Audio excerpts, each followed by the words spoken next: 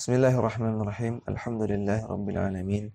Hamdan katsiran thayyiban mubarakan fih kama yuhibbu rabbuna wa yardah. Wassalatu wassalamu ala nabiyyina Muhammadin wa ala alihi wa sahbihi ajma'in, amma ba'd. Kembali kita membaca kitab Al-Jami' li Ibadatillahi Wahdah karya Syekh Muhammad At-Tamimi rahimahullah dengan syarah dari Syekh Saleh bin Fauzan Al-Fauzan hafizahullah ta'ala. Syekh Muhammad At-Tamimi mengatakan wal mahabbatu, dan mahabbah di antara jenis ibadah adalah al-mahabbah, artinya cinta. Di catatan kaki 12 Syekh Saleh Fauzan mengatakan al-mahabbatu, cinta, laha maqamun azimun fil ibadati, memiliki kedudukan yang agung dalam ibadah. Wa hiya mahabbatullahi subhanahu wa ta'ala, yaitu cinta kepada Allah Subhanahu wa taala, memiliki kedudukan yang agung dalam ibadah. Li'anal mahabbata 'ala qismain, karena cinta itu ada dua jenis. Mahabbatun ibadatun, cinta yang berupa ibadah.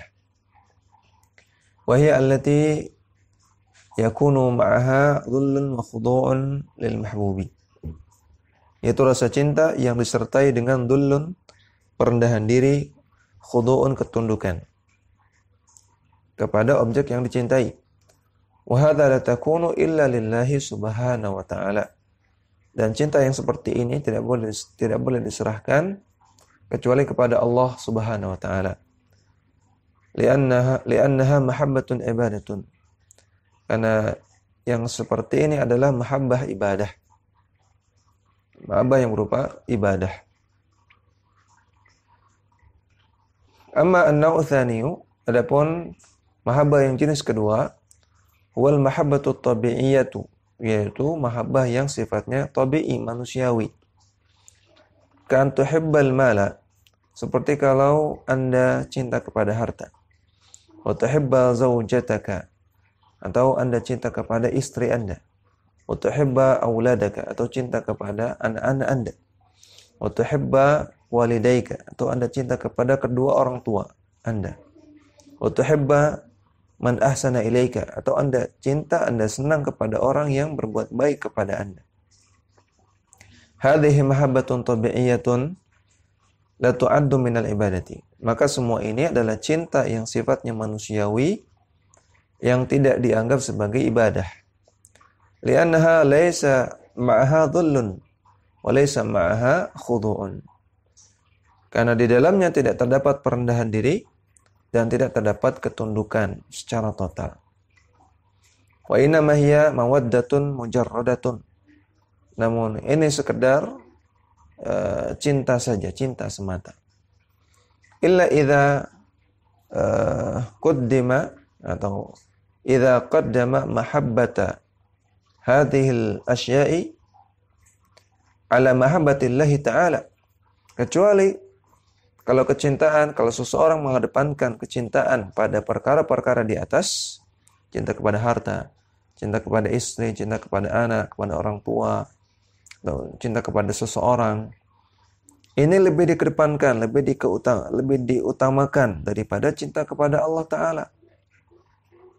Ya, artinya, misalnya seseorang lebih taat kepada atasannya daripada kepada Allah, lebih taat kepada orang tuanya daripada kepada Allah. Ya, atau seseorang demi cinta kepada yang dia cintai, kekasih yang dia cintai, maka dia berani melanggar apa yang Allah perintahkan atau melanggar apa yang Allah larang. Ya, maka fa innahu yakunu alaihi wa'idun syadidun. Maka cinta yang seperti ini diancam dengan ancaman yang sangat keras oleh Allah Subhanahu wa taala. Kama qala ta'ala, sebagaimana Allah Ta'ala berfirman dalam surat At-Taubah ayat 24. Allah katakan, "Qul in kana aba'ukum wa abna'ukum wa ikhwanukum wa azwajukum wa ashiratukum." Katakanlah, andaikan ayah-ayah kalian, ya, anak-anak kalian, saudara-saudara kalian, suami-suami kalian, istri-istri kalian, wa amwalun, iqtaraftumuha, dan juga harta-harta yang kalian kumpulkan, wa tijaratun takhshawna kasadaha, dan juga jual beli yang kalian sangat-sangat takut mengalami kerugian, wa masakinu tardawnaha, dan juga rumah-rumah yang kalian senangi, ahabba ilaikum minallahi wa rasulihi, itu semua lebih kalian cintai daripada Allah dan Rasulnya, wa jihadin fi sabilihi, dan juga jihad di jalan Allah. Ya. Ini disebutkan di kitab ini cuma sampai sini. Ya. Namun kelanjutan ayat Allah katakan fatarabbasu hatta ya'tiya Allahu bi amrih, maka tunggulah sampai Allah datangkan perkaranya. Wallahu la yahdil qaumal fasiqin, dan Allah tidak memberikan petunjuk kepada kaum yang fasik. Ya, maka di dalam ayat ini yang pertama, orang yang mengedepankan cinta kepada selain Allah daripada cinta kepada Allah, Allah katakan fatarabbasu hatta ya'tiyallahu bi amrih. Tunggulah sampai Allah datangkan keputusannya, maksudnya sampai Allah datangkan hukumannya, adabnya. Yang kedua, Allah katakan innallaha la yahdi qaumal fasiqin. Allah tidak memberikan petunjuk kepada orang-orang yang fasik. Ya, maka yang kedua, orang yang mengedepankan cinta kepada selain Allah daripada cinta kepada Allah tidak mendapatkan petunjuk, tidak dapat hidayah. Yang ketiga, disebut oleh Allah sebagai orang-orang yang fasik.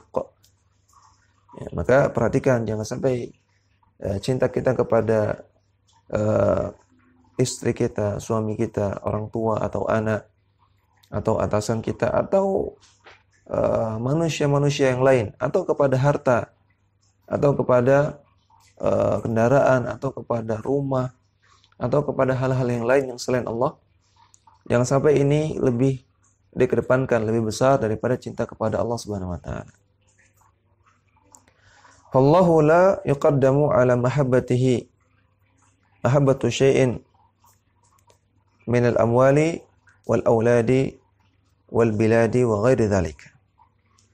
Maka Allah tidak boleh dibelakangkan. Kecintaan kepada Allah tidak boleh dikebelakangkan daripada cinta kepada selain Allah, berupa cinta kepada harta, ya, cinta kepada anak-anak, cinta kepada negeri, atau cinta kepada yang lain. Fa in ta'aradat mahabbatullahi ma mahabbati ghairihi.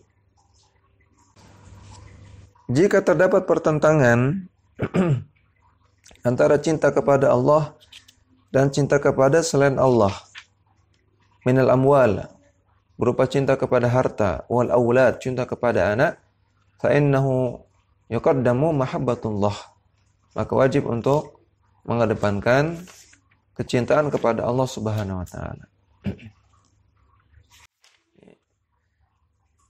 Maka cinta ada dua, cinta ibadah dan cinta tabi'iyah. Cinta yang berupa ibadah adalah cinta yang disertai dzul wal khudu', perendahan diri dan ketundukan. Dan cinta seperti ini hanya boleh diserahkan kepada Allah. Kalau diserahkan kepada selain Allah, maka menjadi syirik dalam mahabbah, syirik dalam cinta. Kemudian kembali ke matan, Syekh Muhammad At-Tamimi mengatakan wal khasyatu, khasyah. Syekh Shalih Fauzan menjelaskan al-khasyatu hiya naw'un min al-khawfi. Khasyah adalah salah satu jenis dari khauf, dari takut. Jadi khasyah artinya takut. Apa bedanya khauf dengan khasyah? Sebagian ulama menjelaskan bahwasanya khasyah itu perbedaan dengan khauf. Kalau khasyah adalah khauf yang disertai dengan ilmu. Disertai dengan ilmu tentang apa yang ditakutinya. Kalau khauf itu takut secara umum. Namun kalau khasyah, takut yang disertai dengan ilmu. Ilmu tentang apa yang dia takuti tersebut. Ya, makanya dalam surat Fatir ayat 28 Allah Ta'ala berfirman, Innama yakhshallaha min ibadihil ulama. Sesungguhnya yang khasyah kepada Allah dari para hamba-hambanya adalah para ulama. Kalau katakan yang khasyah kepada Allah itu ulama. Karena ulama itu tahu tentang Allah. Ya. Ulama tahu tentang tauhid, tahu tentang sifat, tahu tentang nama dan sifat Allah Subhanahu wa taala, tahu tentang hak-hak Allah. Maka timbul rasa khasyah dalam diri mereka. Maka rasa takut ini disertai dengan ilmu tentang Allah Subhanahu wa taala. Ya. Namun ala kulli hal khasyah sama dengan takut. Kalau Allah Ta'ala berfirman tentang khasyah dalam surah Al-Baqarah ayat 150. Allah katakan, "Fala takhshawhum wakhshawni." Janganlah kalian takut kepada mereka, namun takutlah kepada Allah. Takutlah kepadaku, yaitu kepada Allah. Di sini Allah perintahkan untuk takut kepada Allah. Berarti Allah suka kalau kita takut kepada Allah. Berarti khasyah itu adalah ibadah. Fala tuqaddamu khasyatul makhluqi ala khasyatillah. Maka tidak boleh dikedepankan rasa takut kepada makhluk lebih dahulu, lebih depan daripada khasyah takut kepada Allah. Allah Ta'ala berfirman, alladzina yuballighuna risalatillahi wa yakhshawnahu wa la yakhshawna ahdan illallah. Yaitu orang-orang yang menyampaikan risalah-risalah Allah dan mereka takut kepada Allah dan mereka tidak takut kecuali kepada Allah. Mereka tidak takut kepada siapapun kecuali kepada Allah. Surat Al-Ahzab ayat 39. Ya, maka kalau seseorang takut, misalnya takut kepada pohon keramat, ya, takut kepada kuburan keramat, dan rasa takutnya ini membuat dia rela untuk melakukan hal-hal yang dilarang oleh Allah Subhanahu wa taala. Takut kepada kuburan keramat, kemudian dia karena takutnya dia harus pasang sesajen. Ya, maka takutnya dia kepada kuburan mengalahkan takut dia kepada Allah. Sehingga dia harus melanggar apa yang Allah larang, itu pasang sesajen. Ya, berarti dia lebih khasyah kepada makhluk ya, daripada kepada Allah Subhanahu wa taala, dan ini juga bentuk kesyirikan.